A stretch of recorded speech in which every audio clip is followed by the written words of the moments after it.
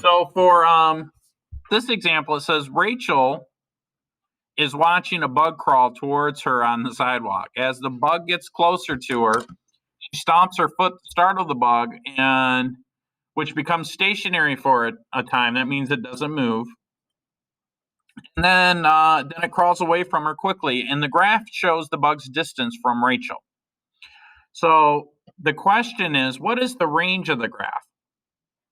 Well, the range is and let me do a different color. The range is focusing on the dependent variable.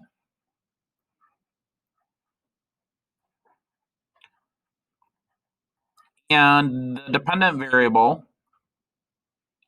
dependent, that looks funny for some reason.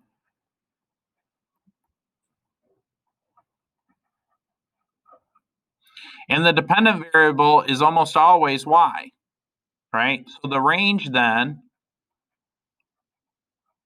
is all possible y's.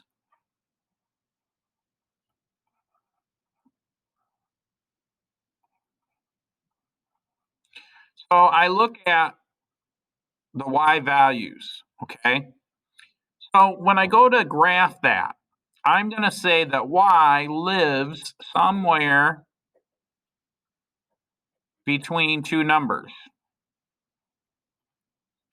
And so this number over here would be what I would call the lower boundary. It's the lowest possible value for y. But if we're going to be real formal about it, it's the lower boundary for the range. And then over here, I have the upper boundary, or the highest possible value for y.